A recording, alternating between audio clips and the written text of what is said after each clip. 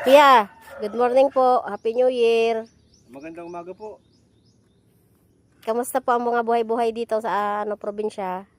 Ay, ganito lang po ang buhay dito. Yung kukupars kami, ganyan. Lulukad. Sobrang hirap ng buhay kahit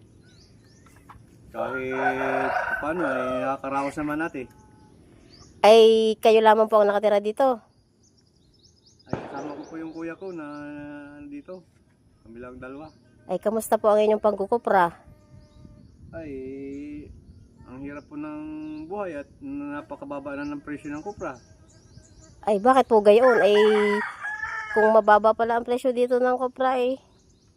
Ay, sana po yun lang aming hiling na matulungan kami ng pamahalaan para maayos-ayos naman ang buhay namin dito sa bundok.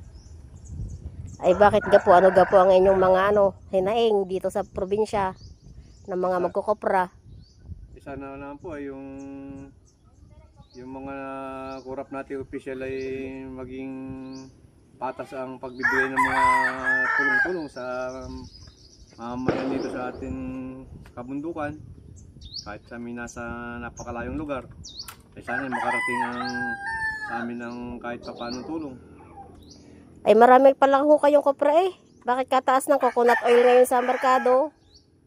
Ay mataas na po ang presyo ng coconut oil, ay napakababa naman po ng bilihan dito sa amin. Ay ito pa, ay napakahirap naman po ng pagkukupra.